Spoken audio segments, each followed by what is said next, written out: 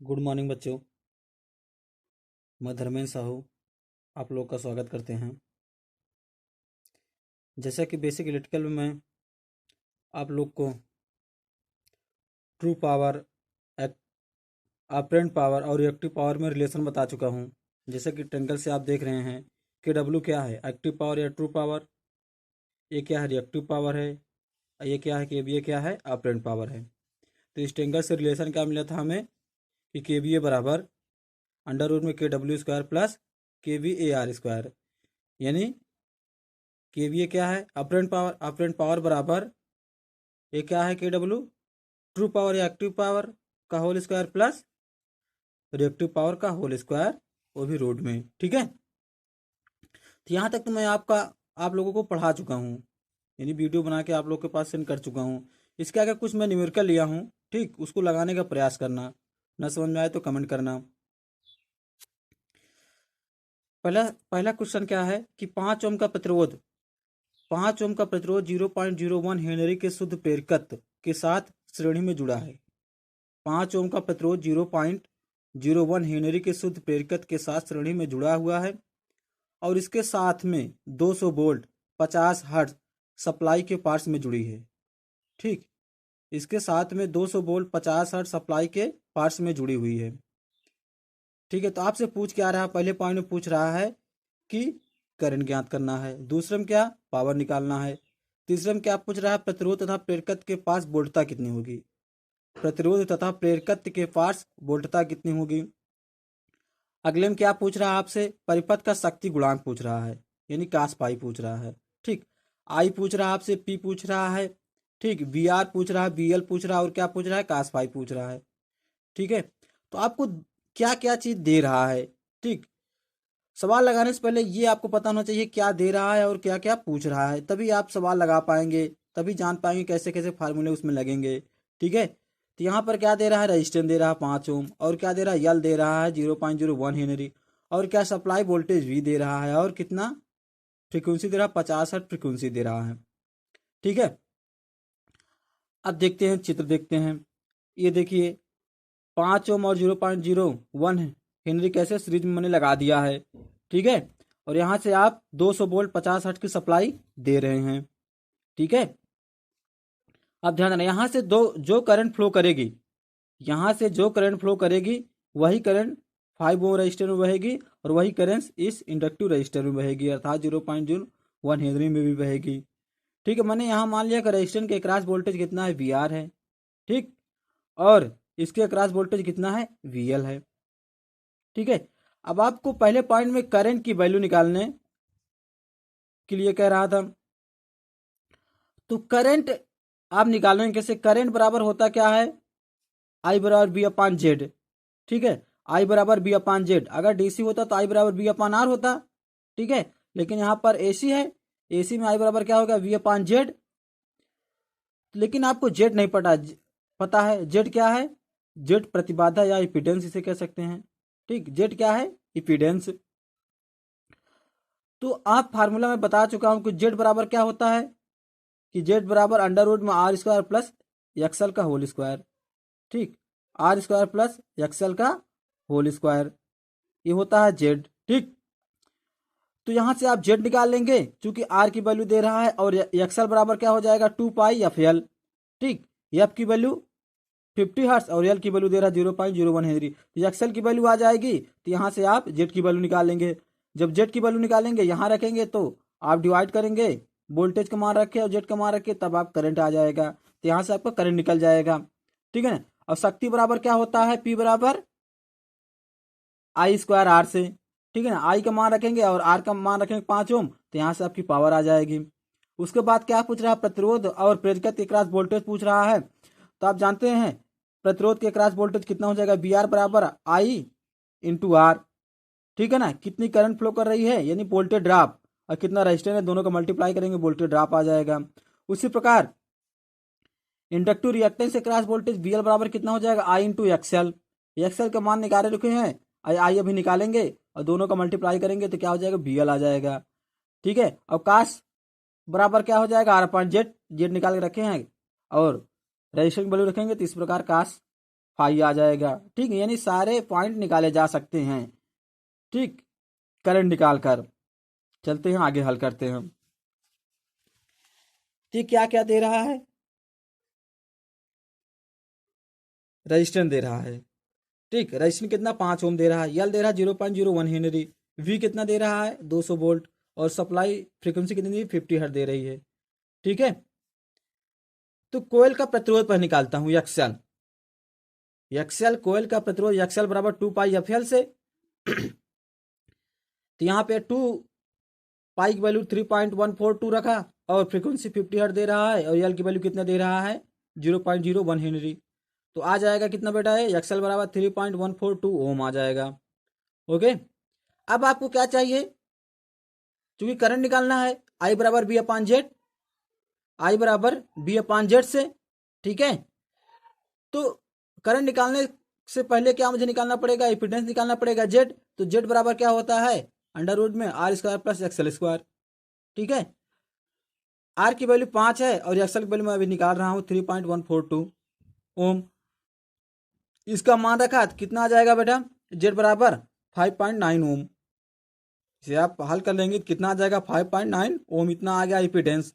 अब आप यहाँ से करंट की वैल्यू निकाल सकते हैं। ठीक है, करंट बराबर क्या हो जाएगा? पहला पॉइंट, करंट बराबर आई बराबर बी अपान जेड। वी की वैल्यू 200 वोल्ट दे रहा था। ठीक, और एपिडेंस की वैल्यू अभी 5.9 यहाँ मैं निकाल रहा हूँ। दोनों को डिवाइड करेंगे तो कितना मान आ जाएगा? 33.9 एम्पियर। ठीक है ना, 33.9 एम्पियर आई की करंट आ गई।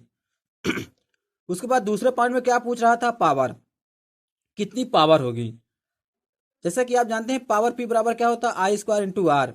आई की वैल्यू रखेंगे, आई की वैल्यू अभी निकाल रहे हैं आप 33.9 यहाँ रखा का होल स्क्वायर इंटू 5, कितना आ जाएगा? पी बराबर 5746 वाट, इतना पावर निकल जाएगा। ठीक, तीसरे पॉइंट में क्या पूछ रहा था कि रेजिस्टेंस के अक्रॉस वोल्टेज और इंडक्टिव रिएक्टेंस के अक्रॉस वोल्टेज कितना होगा। तो मैं यहाँ पर बी आर बराबर क्या मिल जाएगा आपको? I R. आई अभी निकाले हैं 33.9 आओ, रजिस्टेंस कितना दे रहा है 5 ओम दे रहा है। दोनों को मल्टीप्लाई करेंगे कितना आ जाएगा 106.5। इसी प्रकार बी एल निकालेंगे, इंडक्टिव रेजिस्टेंस के अक्रॉस वोल्टेज कितना हो जाएगा? आई इंटू एक्सएल। आई का मान रखा 33.9 और एक्सएल का मान 3.142 निकाले हैं और यहाँ पे मल्टीप्लाई करेंगे कितना आ जाएगा 16.5 वोल्ट। ठीक, बी एल बराबर 16.5 वोल्ट आ गया। अब आपको चाहिए क्या? Power factor. Last point power factor निकालना था। तो पावर फैक्टर बराबर होता क्या चीज है? पावर फैक्टर कास फाइव बराबर आर अपान जेड। ठीक, आर अपान जेड, आर की वैल्यू कितना दे रहा है 5 और जेड का मान 5.9 निकाले हैं आप। जब इसे हल करेंगे कितना हो जाएगा 0.8475। ठीक है ना, इसका मात्रक नहीं होता है या मात्रकहीन राशि होती है। ठीक है ना, इसकी यूनिट कुछ नहीं होती है। चलें आगे।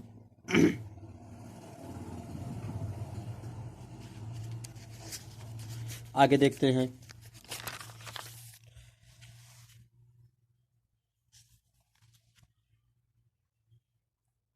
अगला क्वेश्चन है, कह रहा है एक परिपथ में आर ओम का प्रतिरोध हुआ यल हेनरी का प्रेरकत्व श्रेणी क्रम में जुड़ा हुआ है। ठीक, ध्यान से देखना, एक परिपथ में आर ओम का प्रतिरोध हुआ यल हेनरी का प्रेरकत्व श्रेणी में जुड़ा हुआ है। अगर यह 240 वोल्ट, अगर यह 240 वोल्ट और 50 हर्ट्ज के सप्लाई से जोड़ा जाता है तो शक्ति व्यय 300 वाट होती है। ठीक है, अगर इसे 240 वोल्ट 50 हर्ट्ज सप्लाई से जोड़ा जाता है तो शक्ति व्यय 300 वाट होती है। तथा आर के पार्ट्स में वोल्टता पार्ट कितना हो रहा है 100 वोल्ट है। रजिस्टिंग के क्रॉस वोल्टेज ड्रॉप 100 वोल्ट है। और क्या कह रहा है कि प्रेरकत्व यल का मान ज्ञात करो, तब प्रेरकत्व यल की वैल्यू ज्ञात करनी है। ठीक, एक बार सवाल फिर से पढ़ रहा हूं, ध्यान सुनना। एक परिपथ में आर ओम का प्रतिरोध हुआ यल हेनरी का प्रेरकत्व श्रेणी क्रम में जुड़ा हुआ है। अगर यह 240 वोल्ट 50 हर्ट्ज के सप्लाई से जोड़ा जाता है तो शक्ति व्यय 300 वाट होती है। तथा आर के पार्ट्स में वोल्टता ड्रॉप 100 वोल्ट है।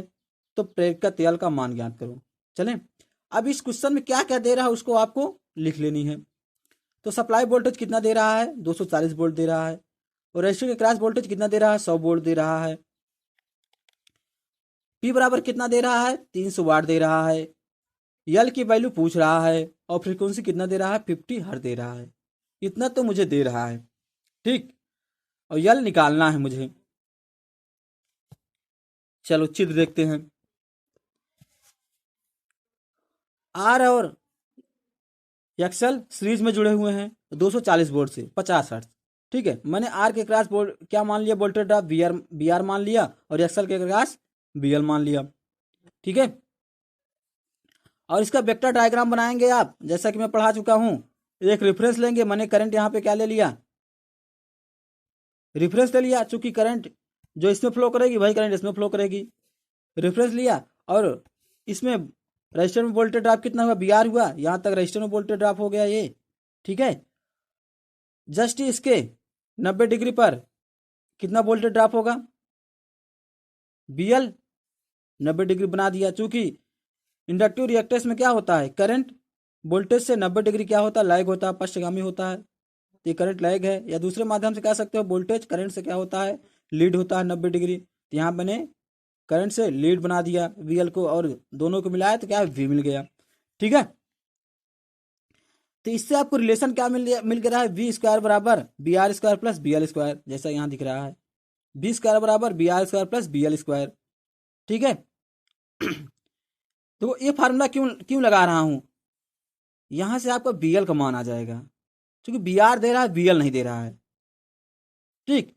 तो यहां जब रखेंगे बी आर का मान रखेंगे और वी की वैल्यू रखेंगे, वी की वैल्यू 240 वोल्ट और बी आर कितना दे रहा है, 100 वोल्ट। तो यहाँ पे रख के आप वी एल का मान निकाल लेंगे। बी एल बराबर कितना आ जाएगा, 218.17 वोल्ट, ठीक, 218.17 वोल्ट, इतना बी एल आ गया। यानी इंडक्टिव रिएक्टेंस के क्रॉस वोल्टेज की ड्रॉप कितना होगा, 218.17 वोल्ट प्रेरकत्व के क्रॉस वोल्ट था, ठीक। आपसे पूछ क्या रहा है, यल, ध्यान देना, आपसे यल पूछ रहा है। यदि आपको एक्सल का वैल्यू मिल जाए, एक्सल बराबर क्या होता है, 2 पाई एफ एल होता है। अगर ये चीज मिल जाए तो यल हम निकाल सकते हैं। तो यल बराबर यहाँ पर क्या आ जाएगा, एक्सल अपान 2 पाई एफ, इससे आप क्या निकालेंगे, यल निकाला जा सकता है। तो यहाँ पे मैं बी एल निकाल लिया हूं। अब बी एल है क्या, एक्सल के क्रॉस वोल्टेज ड्रॉप है। तो यहाँ पे बी एल बराबर क्या लिख सकते हैं, आई एक्सल, चूंकि जो करंट इसमें फ्लो करेगी वही करंट इसमें फ्लो करेगी। तो यहाँ पे वही कर रहा हूं। बी एल बराबर क्या हो गया, आई डॉट एक्सल, ठीक। बी एल बराबर मिल गया आपको आई डॉट एक्सल। इक्वेशन मैंने इसे एक बना लिया, ठीक है। चूंकि यहां पर अभी आपको करंट नहीं पता, ठीक, करंट निकालेंगे पहले तब यहां पर रखेंगे एक्सल। अब ध्यान देना, चूंकि जैसे आप जानते हैं कास फाइव बराबर बी अपान आर, यहां से देखना कास फाइव बराबर क्या हो जाएगा, कास बराबर होता है क्या, आधार बटा कर्ण। आधार क्या है हमारा, बी आर है, कर्ण क्या है यहाँ पर, वी है। तो यहाँ पर मैंने रख दिया कि कास फाइव बराबर क्या मिल जाएगा आपको, V R upon V, okay. V R की वैल्यू 100 दे रहा था और इस वी की वैल्यू कितना दे रहा है, 240। मैंने रखा 100 और 240 वोल्ट, इसे हल कर लिया, कितना आ गया, कास फाइव का मान 0.4166। यदि आपकी फाइव वैल्यू निकालना चाहते हैं तो फाइव बराबर क्या हो जाएगा, कास इनवर्स 0.4166, ठीक है। यहाँ पे ऐसे निकाल लिया हूँ, कास फाइव बराबर इतना है तो फाइव बराबर हो जाएगा कास इनवर्स 0.4166, यही आ जाएगा कि कितना एंगल बनेगा, 65.4 डिग्री का एंगल बनेगा। लेकिन आप पावर बराबर क्या जानते हैं, V I cos phi. Power आपको 300 वाट दे रहा था, बी की वैल्यू 240 वोल्ट, और आई यहाँ से निकाल लेंगे, और कास फाइव की वैल्यू यहाँ से मैं अभी निकाल ही रहा हूँ कि 0.4166 है। तो यहाँ से आपको करंट आ जाएगी 300 अपान 240 इंटू 4.4166। इसे हल करेंगे कितना आ जाएगा, 3 एम्पियर आपको करंट मिल जाएगी यहाँ से, ठीक है। तो इस सर्किट में करंट कितनी फ्लो करेगी, 3 एम्पियर, 3 एम्पियर की करंट फ्लो करेगी, ठीक है। अब समीकरण 1 से बी एल बराबर क्या, आई इंटू एक्सएल, जो समीकरण 1 दिखाए थे यहाँ पर, ठीक। इक्वेशन नंबर 1 ये आप दिख रहे हैं, बी बराबर आई एक्सएल से, ठीक है। तो यहाँ पर बी एल बराबर आई एक्सएल से, एक्सएल बराबर क्या मिल जाएगा, बी एल पान आई। बी एल की वैल्यू आप निकाले हैं 218.17 और करंट की वैल्यू अभी निकाल रहे हैं 3 एम्पियर। इसे डिवाइड करेंगे कितना आ जाएगा, 72.72 ओम। ठीक है ना, 72.72 ओम। ठीक, एक्सएल की वैल्यू आ गई। अब जब एक्सएल की वैल्यू आ गई है तो आप एक्सएल बराबर 2 पाई एफ एल जानते हैं। एक्सएल बराबर क्या होता है, 2 पाई एफ एल होता है। एल बराबर क्या हो जाएगा, एक्सएल पान 2 पाई एफ। ठीक है, एक्सएल की वैल्यू अभी आप निकाल रहे हैं 72.72 अपान 2 पाई की वैल्यू कितना होता है बेटा, 3.14 और फ्रीक्वेंसी आपको 50 हर्ट्ज दे रहा है। इसे जब हल करेंगे कितना आ जाएगा, 0.231 हेनरी आ जाएगा। ठीक, तो एल की वैल्यू कितनी आ गई, 0.231 हेनरी, इतनी एल की वैल्यू आ जाएगी। ठीक, और भी जो क्वेश्चन आपके बुक में हो उसको हल करने का प्रयास करना। ठीक, मैं 2-3 न्यूमेरिकल लिया हूँ। ठीक, जो भी क्वेश्चन ना आए उसे लिख कर, ठीक ना, डीपी खींच कर हमारे पास सेंड करना, हम आपको उसका सोल्यूशन भेजने की कोशिश करेंगे। ठीक है, आगे देखते हैं। आगे हमारे पास सेटिंग है। अभी तक जैसा कि मैं पढ़ चुका हूँ, प्योर रेजिस्टेंस सर्किट पढ़ चुका हूँ, प्योर इंडक्टिव सर्किट पढ़ चुका हूँ, प्योर कैपेसिटिव सर्किट पढ़ चुका हूँ, और उसके बाद रेजिस्टेंस और इंडक्टर सीरीज में हो वैसी सर्किट पढ़ चुका हूँ। लेकिन अब क्या पढ़ने चल रहा हूँ कि जब रेजिस्टेंस और कैपेसिटेंस सीरीज में हो। ठीक, रेजिस्टेंस एंड कैपेसिटेंस सीरीज यानी प्रतिरोध और संधारित्र क्या सीरीज में लगे हुए हैं, तब आपका रिलेशन क्या मिलेगा, पावर कैसे मिलेगी, ठीक है ना, वेक्टर डायग्राम कैसे बनेगा, इम्पीडेंस क्या होगा इसमें। ठीक, चलो, जैसे कि आप देख रहे हैं कि प्रतिरोध आर और सी सीरीज में लगे हुए हैं। जो करंट यहाँ से फ्लो करेगी वही करंट इसमें फ्लो करेगी, वही करंट इसमें फ्लो करेगी। मैंने प्रतिरोध आर के अक्रॉस वोल्टेज बी आर मान लिया हूँ और इसके अक्रॉस वोल्टेज बी सी मान लिया हूँ। ठीक है, अगर आप आर के अक्रॉस वेक्टर बनाएंगे तो करंट क्या मिलेगा, ये करंट है और यहाँ पर वी आर है। अर्थात इस डायग्राम से क्या पता चल रहा है कि रजिस्टर में क्या होता है, वोल्टेज और करंट के क्रॉस फेज एंगल शून्य होता है। ठीक है, और यहाँ पे ये कैपेसिटर क्या नोट कर रहा है, कैपेसिटर में होता क्या है, वोल्टेज करंट से क्या होता है, 90 डिग्री लैग होता है, पश्चगामी होता है। या दूसरे माध्यम से कह सकते हैं करंट वोल्टेज से 90 डिग्री लीड होता है, अग्रगामी होता है। तो ये दर्शा रहा है वेक्टर। ठीक है, बी मैंने यहाँ पर क्या मान के चला हूँ, वर्ग माध्य मूल मान, वोल्टेज का वर्ग माध्य मूल मान, आरएमएस वैल्यू ऑफ वोल्टेज। आई क्या मान के चला हूँ, करंट का वर्ग माध्य मूल मान, RMS value of line current. V R मैं क्या मान के चला हूँ, रजिस्टर के क्रॉस वोल्टेज कितना है। बी सी क्या मान के चला हूँ कि कैपेसिटर के क्रॉस वोल्टेज कितना है। जैसा कि आप बी आर बराबर क्या जानते हैं, आई इंटू आर हो जाएगा, और बी सी बराबर क्या हो जाएगा बेटा, यहाँ पर आई इंटू एक्स सी। कैपेसिटिव रिएक्टेंस क्या है, यहाँ पर एक्स सी है। ठीक है, ये ध्यान दीजिए। यहाँ पर ये करंट कैपेसिटिव क्रॉस और वोल्टेज कितना, बीसी। ठीक है, रिजल्टेंट वोल्टेज यहाँ पर आपको आया है, ये क्या हो गया, वी। ठीक, यहाँ पर ड्रॉप पे निकाल लीजिए और इसका ये यक्षी ऋणात्मक होने के कारण, ध्यान देना ये ऋणात्मक क्यों है, यक्षी ऋणात्मक होने के कारण इसे यक्ष अक्ष के ऋणात्मक दिशा में दिखाया गया है। ठीक है ना, यक्षी का मान ऋणात्मक होने के कारण इसे यक्ष अक्ष पे ऋणात्मक दिशा में क्या किया गया है, प्रेजेंट किया गया है। ठीक, आगे चलते हैं। जैसे कि मैं यहाँ लिख भी चुका हूं कि यक्ष ऋणात्मक होने के कारण इसे यक्ष अक्ष के ऋणात्मक दिशा में क्या किया गया, दिखाया गया है, प्रेजेंट किया गया है। जैसा कि त्रिभुज ए ओ बी में नीचे इस चित्र में दिखाया हूं, त्रिभुज ए ओ बी से क्या है, एक समकोण त्रिभुज है। तो यहाँ पे क्या लगा सकते हैं कि कर्ण स्क्वायर बराबर आधार स्क्वायर प्लस लंब स्क्वायर, यानी बी स्क्वायर बराबर V R square plus V C square. ठीक है, तो यहाँ पे यहाँ से देखिए कि त्रिभुज ए ओ बी में बी स्क्वायर बराबर V R square plus V C square. V square बराबर मिल जाएगा, बी आर की वैल्यू क्या आई आर है और बी सी की वैल्यू क्या माइनस आई एक्स सी है। बी स्क्वायर बराबर आई स्क्वायर यहाँ से कॉमन मिलेगा तो R square plus X square हो जाएगा। यहाँ पर माइनस का वर्क करेंगे क्या हो जाएगा, प्लस हो जाएगा, क्योंकि माइनस माइनस का मल्टीप्लाई क्या होता है, प्लस होता है। आई मैंने इधर लिया, B square upon I square हो गया बराबर R square plus X square. B upon I मिल जाएगा क्या बेटा आपको, रूट में मिल जाएगा R square plus X square. ठीक है। जैसा कि आप जानते हैं बी अपॉन आई को हम क्या कहते हैं, इम्पीडेंस कहते हैं, जिसे जेड से क्या करते हैं, डिनोट करते हैं। तो जेड बराबर यहाँ पर क्या मिल जाएगा, R square plus X square. यानी अभी आप देखे थे कि जब रेजिस्टेंस और इंडक्टिव सीरीज में लगे हुए हैं तब जेड बराबर मिला था under root R square plus XL square. लेकिन अभी जब रेजिस्टेंस और कैपेसिटेंस सीरीज में लगे हुए हैं तो मुझे क्या फार्मूला मिल रहा है बेटा, यहाँ पर जेड बराबर अंडर रूट में आर स्क्वायर प्लस एक्सी का होल स्क्वायर मिल रहा है। ठीक है। यानी जब कैपेसिटर रहेगा तो एक्सी आएगा, जब इंडक्टर रहेगा तो रेजिस्टेंस के साथ में एक्सएल आ जाएगा। ठीक है ना, ये ध्यान देना। ठीक है। यहाँ पर आप देखो मैं एक चित्र और बनाया हूं, ये आर है हमारा।